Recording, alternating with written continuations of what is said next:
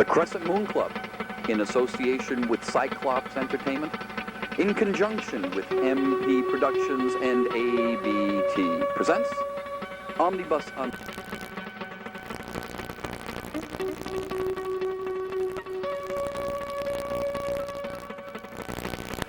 Hello again, everyone. I'm Laurence, Nobile, host of Omnibus Unlimited.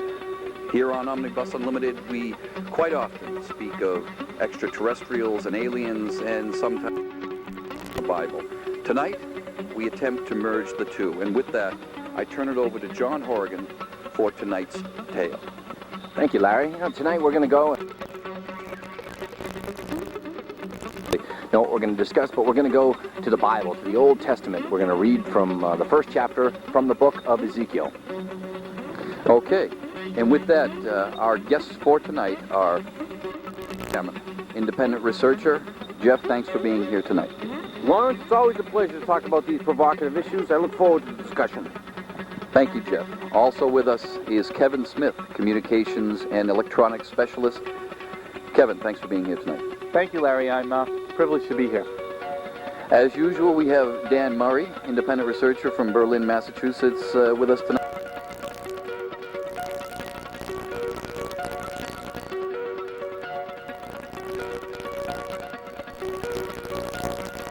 How about that first chapter from the book of Ezekiel?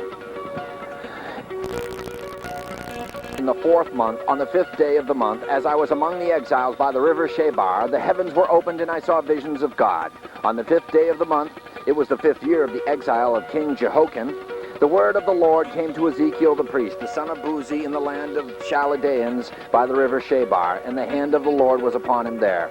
As I looked, behold, a stormy wind came out of the north, and a great cloud with brightness round about it, and fire flashing forth continually. And in the midst of fire, as it were gleaming bronze. And from the midst of it came the likeness of 4 living creatures, and this was their appearance. They had the form of men, but each had 4 faces, and each of them had 4 wings. Their legs were straight, and the soles of their feet were like the sole of a calf's foot. And they sparkled like burnished bronze. Under their wings on their 4 sides they had human hands, and the 4 had their faces and their wings thus. Their wings touched one another. They went every one straight forward, without turning as they went. As for the likeness of their faces, each had the face of a man in front. The 4 had the face of a lion on the right side, the 4 had the face of an ox on the left side, and the 4 had the face of an eagle at the back. Such were their faces, and their wings were spread out above. Each creature had 2 wings, each of which touched the wing of another, while 2 covered their bodies. And each went straight forward. Wherever the spirit would go, they went without turning as they went. In the midst of the living creatures, there was something that looked like burning coals of fire, like torches moving to and fro among the living creatures. And the fire was bright, and out of the fire went forth lightning, and the living creatures darted to and fro like a flash of lightning.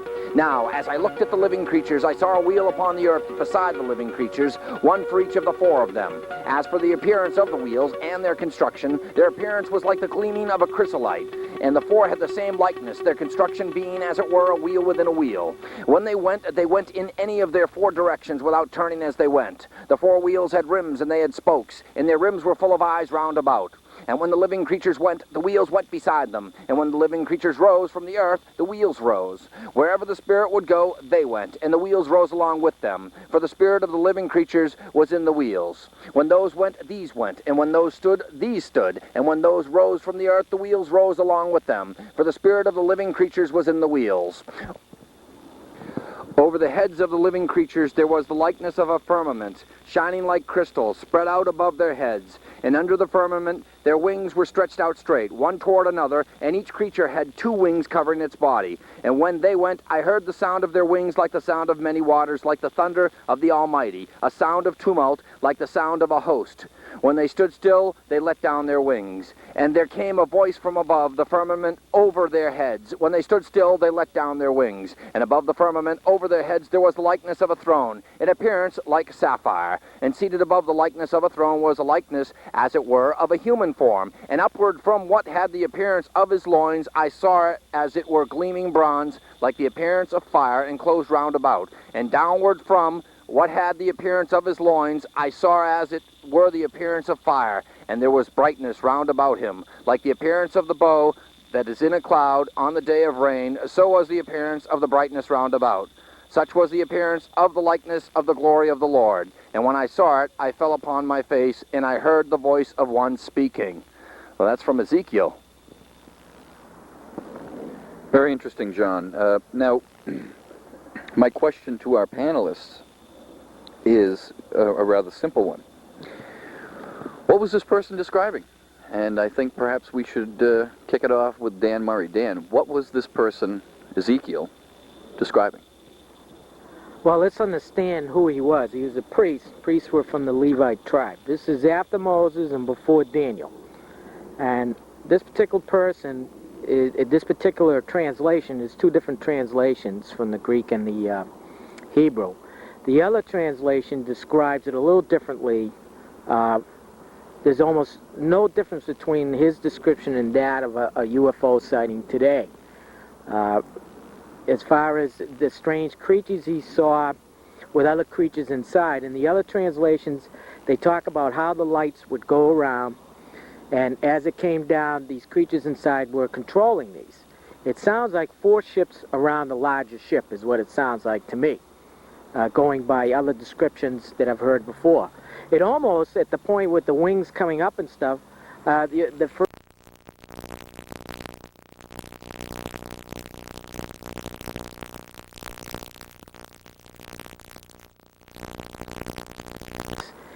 It's you know, you can argue to the day you die about this particular subject, but here's a guy who says it made a sound like the Lord of Hosts. He's describing a thunder-type sound, a boom, you know, a very loud sound. He's describing a wheel inside of a wheel. You know, what does he mean? Does he mean facing which way? If the wheels are coming down and it was a wheel, as we would say, a saucer-type thing, with the wheels coming in and out of it, that would be a wheel inside of a wheel. So you really have to read into the description here and read both translations. I don't have the other translation with me tonight. When I read the other translation last night, I went into shock, but I was at a church reading it, and I couldn't borrow the book. It's fascinating because, you know, we look for reasons why we use different books from the Bible to describe things today that happen today. Well, how come we never hear about this one in church on Sundays? Is you know, kind of funny to me, but it's spooky. It's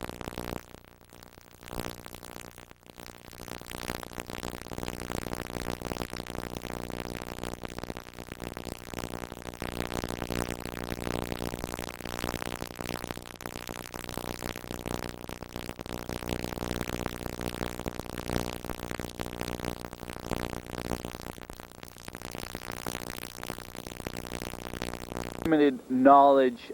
He describes things in the form of what he knows. If I would use terms that I know and relate to today,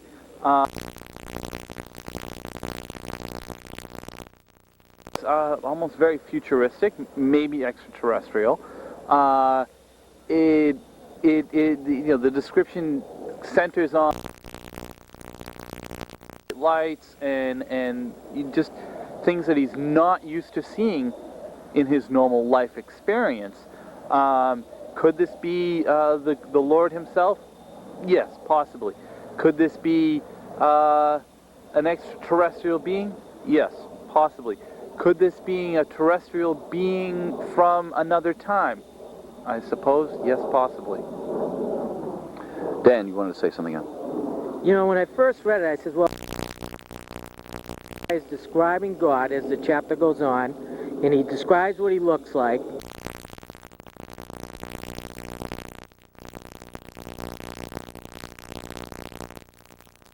The problem I have with that is this: if you go into Moses, okay,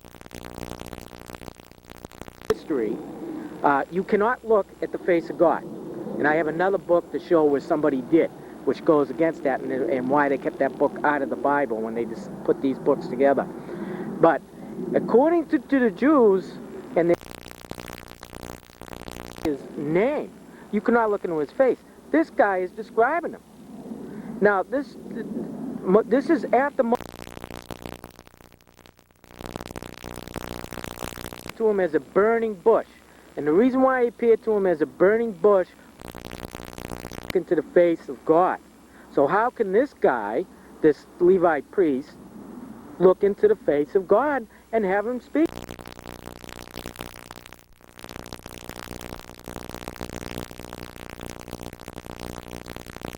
Mary and Joseph, you know, they sent an archangel down.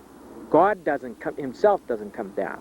So that's why this story is so fascinating, because it contradicts earlier.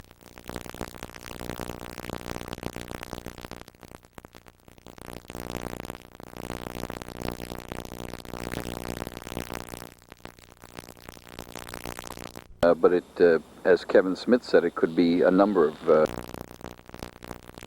Shamon, you've had an opportunity to both listen and read the chapter. What are your impressions? Well, I'll tell you, Dan made a point talking about how can he stare into the face of God. Well, I'll tell you.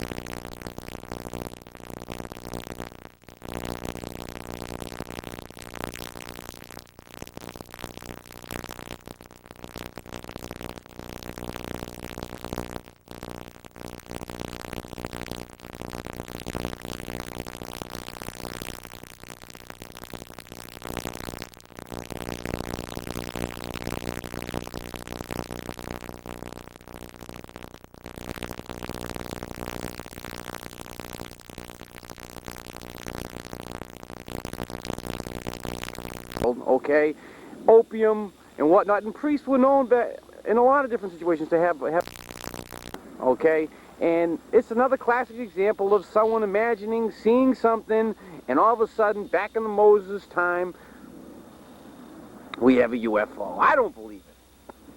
Well, that's very interesting. That sort of shoves us right back into reality. John, you have something. Yeah, to put it in a geographical perspective, the landing took place near the Shebar River or Canal in Chaldea, which is now modern-day Iraq, in the 5th year of the Judean captivity, which was 592 BC, under Nebuchadnezzar II of Babylon. So that just tells you as far as a historical perspective. Dan, so what do we have here? We have a bunch of doped-up, hallucinating drug addicts, or what do we have here?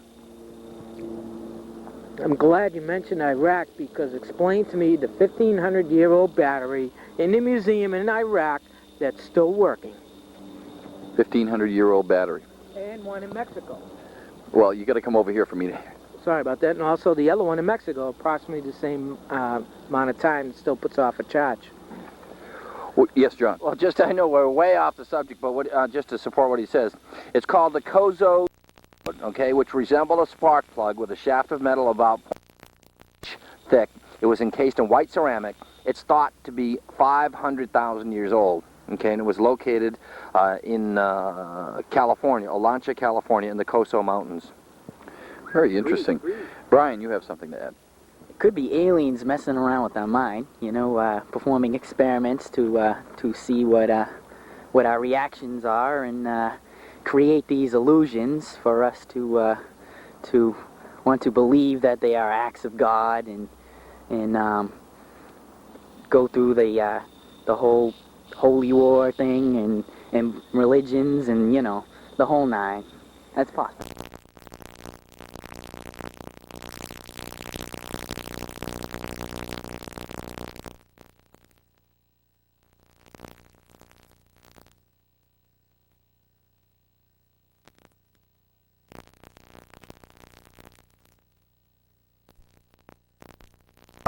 Geode resembling a spark plug.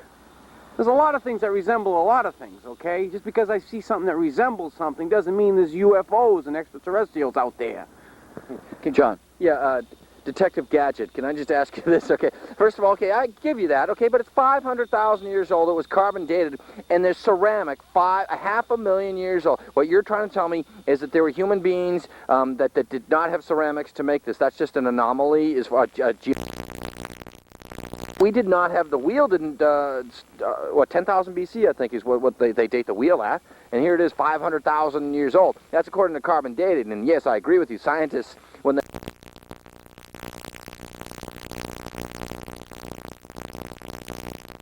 science, in my opinion. But it's buried in strata so deep and found it's an anomaly.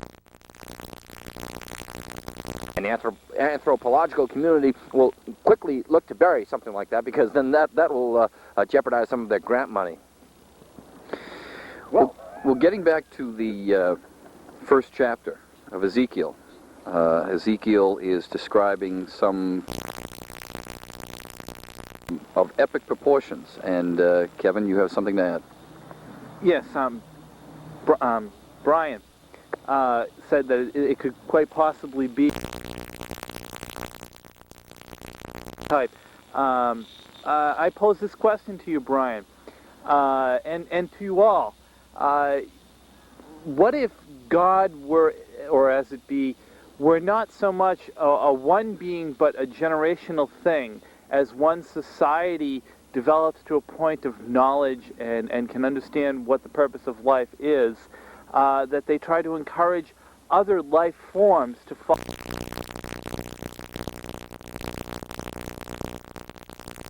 Could this not be another society trying to encourage us along a path that would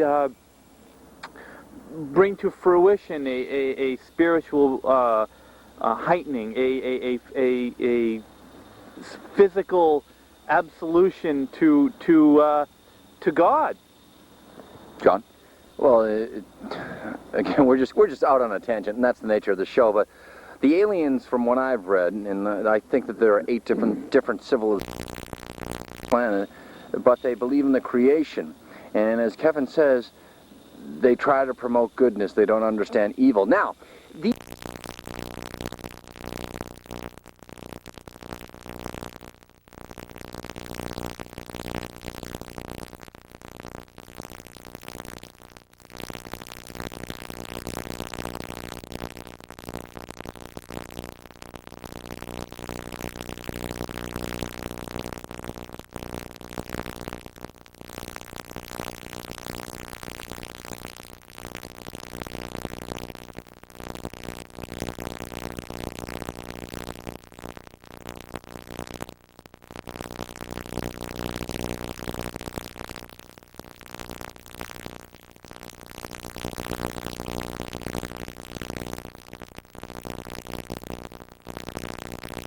it's very possible that there are a collection of aliens who pose themselves as God. I mean, think of it this way.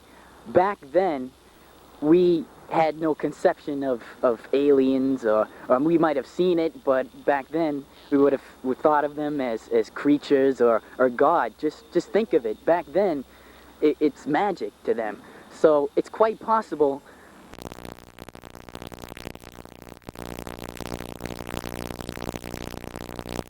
Nowadays, we know of aliens and stuff, and yet nothing holy has happened. You know, there's no Jesus, there's no Moses or anything, because our culture is so highly advanced that we understand. You know, we could, you know, there might not be any God. This might be a galactic, you know, accident, and it might have happened in a lot of places, and aliens might be trying to send us on the right path, but you know.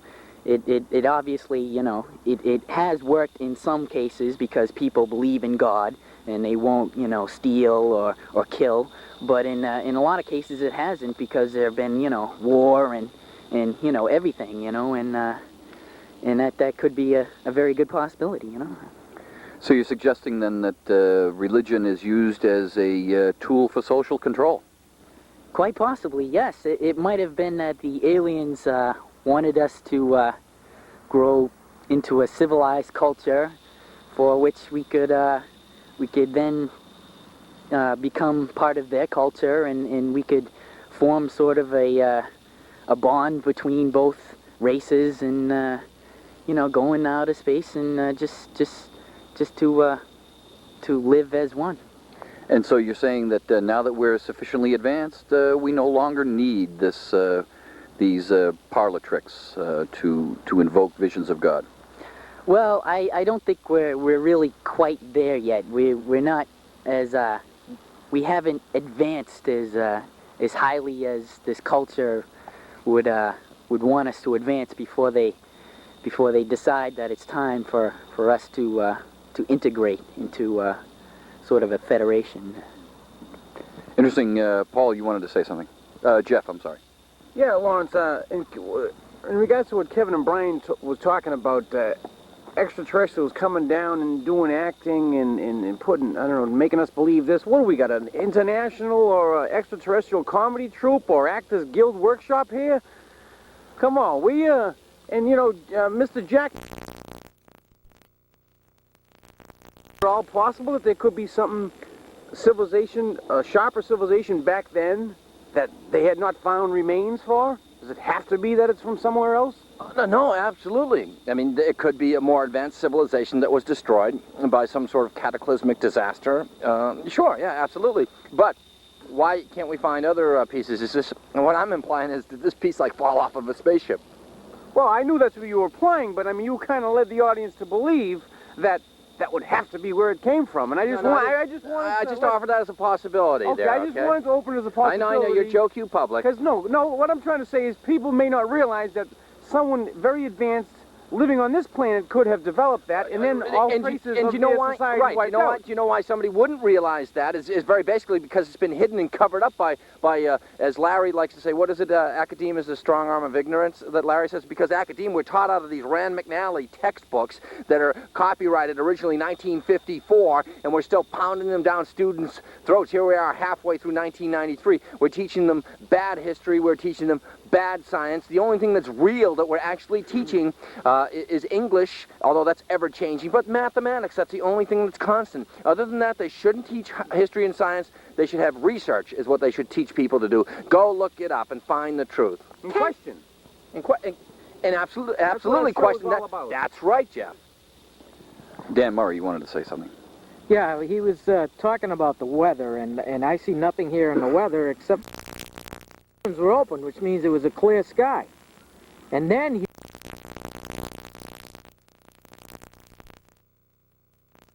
around it. So he saw something flying towards him that he didn't know what it was. It looked like a cloud. He saw fire fly.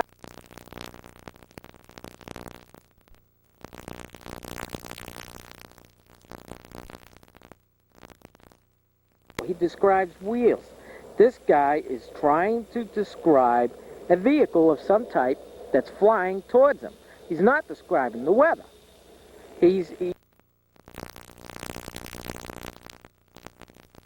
Flashlights and that stuff back then. We're talking very, very ancient people here. However, a people that so we're not talking total ignorance. Probably if not more advanced. Yeah. Well, either now I wanted to ask. Now this happened.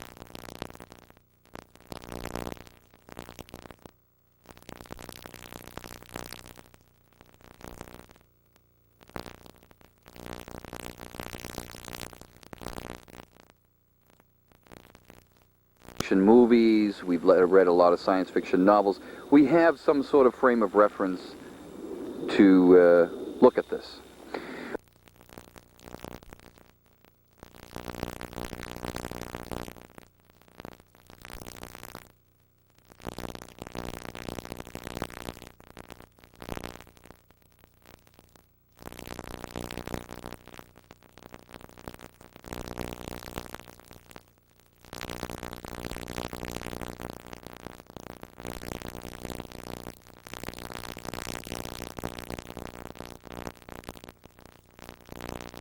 So that when you read the description that he gives, he uses animal faces that he associates with his surroundings.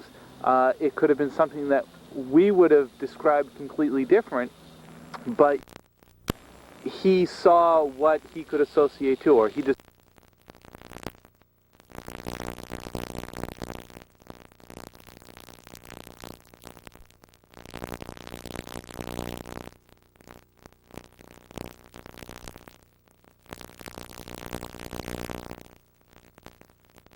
Very interesting, Jeff. I'll tell you what his frame of reference is probably probably about 4 or 5 good, strong glasses of Burgundy. And I'm telling you, those were big glasses back then, and the priesthood or the clergy made the best wine and the strongest wine, okay? The guy's probably got a tremendous imagination, and I disagree with Dan. I'm not a meteorological expert, but I'll tell you, more often than not, you have calm weather condition. All of a sudden, boom, a storm will come up to you like that. Okay? He said he read it that it was clear sky, and then all of a sudden this came. Doesn't surprise me at all. That's the way the weather works. And it was shifting real quick. Very interesting, Dan. Well, the problem with that was he was in exile.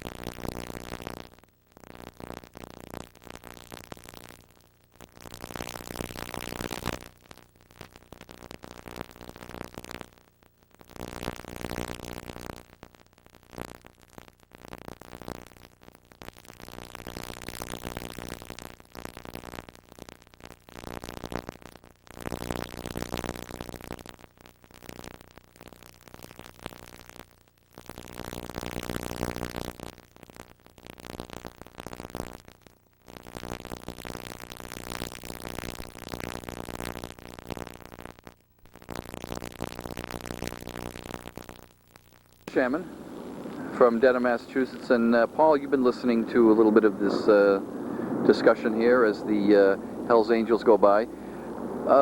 Anything?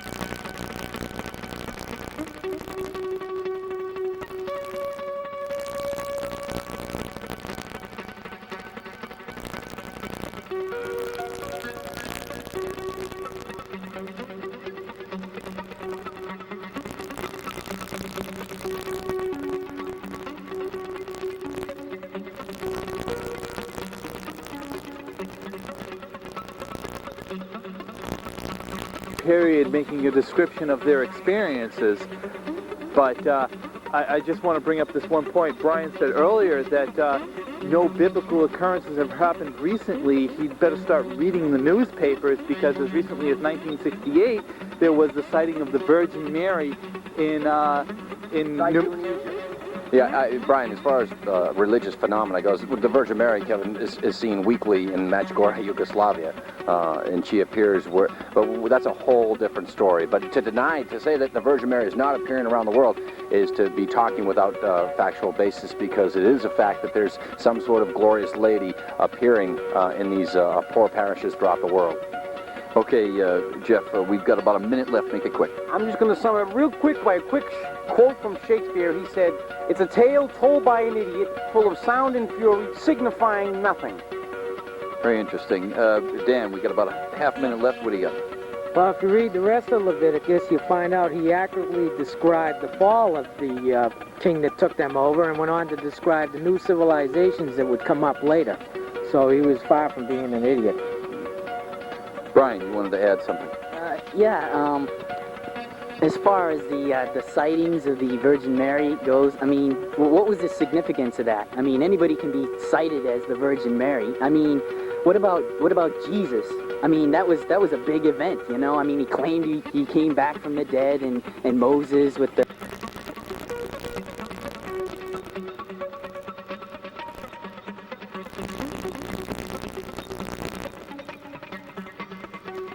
birth and the dissipation and elimination of evil. If we had, then we'd be expecting a third coming or a fourth coming, but we're out of time. And perhaps we'll talk about that on another show. I'd like to thank my my guests for tonight, Dan Murray, independent researcher from Berlin, Massachusetts. Dan, thanks for being with us tonight. It was fun, Larry. And Jeff Shamon, independent researcher, I'd like to thank you for being here tonight. Lawrence, it's always a pleasure, and I just wish I had some of that strong wine that Ezekiel probably had. Well, we'll try to accommodate you later. And Paul Shamon, independent researcher from Dedham, Massachusetts. Paul, thanks for being here tonight. Thank you, Laurence. It's a pleasure. Kevin Smith, electronics and communications specialist. Kevin, thanks for being here again. I appreciate you having me here, Larry. And my son, Brian. Brian, thank you. And, of course, our producer, John Horrigan. John, thanks for...